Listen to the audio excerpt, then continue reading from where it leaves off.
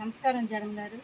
మీ party ఉన్నప్పుడు మా ఆయన మీ పార్టీ తరఫున తిరిగారని, వాలంటీర్‌గా చేశారని, కక్ష పెంచుకొని ఇక్కడ తెలుగుదేశం పార్టీ తరఫున ఒక 20 మంది దాకా వచ్చి మీరు ఈ స్థలంలో ఉండటానికి వీలు లేదని మా ఆయన లేని సమయంలో వచ్చి నన్ను ఎట్లా పడితే అట్లా మాట్లాడి 20 మంది మగవాళ్ళు వచ్చి మా ఇంటి ముందు మట్టి తోలి బయటికి వెళ్లకుండా చేసి చుట్టుపక్కల మేము అడ్డం కట్టుకున్న మెస్సి కూడా తీసేసి మీకు ఇష్టం వచ్చినట్టు చేసుకోండి, మీకు ఎక్కడ న్యాయం జరిగిద్దో వెళ్ళి చెప్పుకోండి అని ఈ రకంగా మమ్మల్ని ఇబ్బంది చేసి మీరు ఇక్కడి నుంచి ఖాళీ చేసి వెళ్ళిపోవాలని మేము 30 సంవత్సరాలు ఇక్కడ ఉంటున్నామండి. మా జీవనోపాధిగా మేము చిన్న కొట్టు పెట్టుకొని ఉన్నామండి. మా ఆయనకున్న వాలంటీర్ జాబ్ కూడా పోయింది. మాకు ఆధారం ఇది ఒక్కటే. ఇక్కడి నుంచి వెళ్ళిపోవాల్సింది మీరని దౌర్జన్యం చేస్తున్నారండి. వచ్చి మీరే మాకు న్యాయం చేయాలండి జగన్ గారు. నాకు 2 ఆడపిల్లలు ఉన్నారు.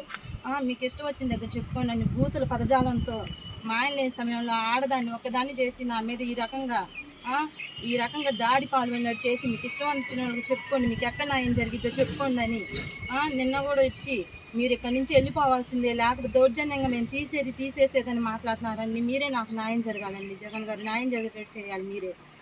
మా ఆయన వైసీపీలోకి వచ్చాడని ఇది మొత్తం చేస్తున్నారు. మేము 30 సంవత్సరాలుగా 30 సంవత్సరాల నుంచి కదిలించిన వాళ్ళు ఇప్పుడు ఈ ప్రభుత్వం వచ్చిందని మాకు ఈ విధంగా అన్యాయం చేయాలని చూస్తున్నారు. మీరే మాకు న్యాయం జరిగేటట్టు చూడాలండి. సార్ నమస్తే అండి. నా పేరు కంటు బ్రహ్మయ్య. మాది కంగనాలపల్లి గ్రామం, సత్నపల్లి మండలం, పల్నాడు డిస్టిక్. నేను గత ప్రభుత్వంలో మన వైసీపీ పార్టీకి కీలకంగా ఉన్నానని ఇక్కడ 400 ఓటింగ్ చీల్చానని మన బీసీ సామాజిక వర్గానికి సంబంధించి మేము ముదిరాజులు మా బీసీ సామాజిక వర్గానికి సంబంధించి 400 ఓట్లు చీల్చానని చెప్పేసి మన పార్టీకి వేయించానని చెప్పేసి ఇప్పుడు వచ్చిన టీడీపీ గవర్నమెంట్ వాళ్ళు ప్లాస్టికింగ్ చేసి ఆ విధంగా మట్టి తోలి చాలా ఇబ్బందులు పెడుతున్నారు సార్. ఉన్నది మొత్తం తీసేసి ఎలా పడితే అలా పీకేసి మొత్తం ఇది చేసి మట్టి తోలారు లోపలికి. నేను ఎటు బయటికి పోదు, అట్లా వర్షం పడితే నీళ్ళు మొత్తం లోపలికి వస్తున్నాయి. ఇది గవర్నమెంట్ ప్లేస్. గత 30 సంవత్సరాలుగా నేను ఉంటున్నాను. ఇంటి పన్ను, కరెంటు బిల్లు అన్నీ కడుతున్నాను సార్. అయినా కానీ వాళ్ళ గవర్నమెంట్ వచ్చింది రాగానే ప్లాస్టికింగ్ చేసి మట్టి తోలి ఎట్టబడితే అట్లా ఇచ్చేశారు. కాబట్టి సార్ జగన్ గారు సీఎంగా ఉన్నప్పుడు నేను చాలా కష్టపడి పార్టీ కోసం కష్టపడి ఇచ్చేసానని మనసులో పెట్టుకొని ఇలా వాళ్ళ గవర్నమెంట్ రాగానే ఇచ్చేస్తున్నారు సార్. దీన్ని నాకు న్యాయం చేయాలి సార్. దాశంగా కార్యకర్త నన్ను హ్యాపీగా ఉన్న నన్ను ఇక్కడ చాలా ఇబ్బంది పెడుతున్నారు. మీరే కొంచెం చూసి నాకు న్యాయం చేయాలి సార్. లేకపోతే నన్ను సంతం బెదిరిస్తారు, చేస్తున్నారు. మీరు కొంచెం న్యాయం చేసి ఆడిపోయిన గవర్నమెంట్ సపోర్ట్ చేయట్లేదు. ఎంత కష్టపడి చేసినందుకు ఇక్కడ చేయాలంటే ఇబ్బంది పెడుతున్నారు నన్ను. మీరు ఏదో ఒకటి న్యాయం చేయాలి సార్ జగన్ గారు.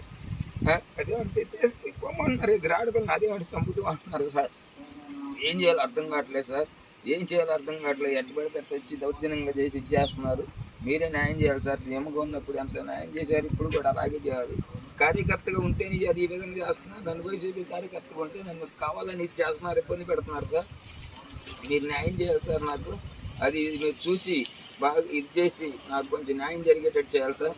జగన్మోహన్ రెడ్డి గారు మీరు సీఎంగా ఉన్నప్పుడు ఎంత ఇదిగా ఉంది, ఇలా గవర్నమెంట్ ఎంత ఇది చేస్తున్నారు. మేము ఎవరికి అన్యాయం ఎవరికి పింఛన్ తీయలేదు, ఎవరికి నోటికడి కూడా మేము తీయలేదు సార్. ఇంతవరకు వాలంటరీగా ఉన్నా కానీ అయినా కానీ వాళ్ళు ఎంత దాష్టికంగా చేసి ఇది చేశారు. కనీసం దమ్ము కూడా దక్కనేకుండా చేశారు సార్. ఆ గవర్నమెంట్ వాళ్ళు ఉన్నప్పుడు అంత ఇదిగా చేస్తున్నారు వాళ్ళు టీడీపీ వాళ్ళు. ఏం చేయాలి నేను? అదేమంటే చంపుదామని బెదిరిస్తున్నారు. కాబట్టి మీరే నాకు న్యాయం చేయండి సార్.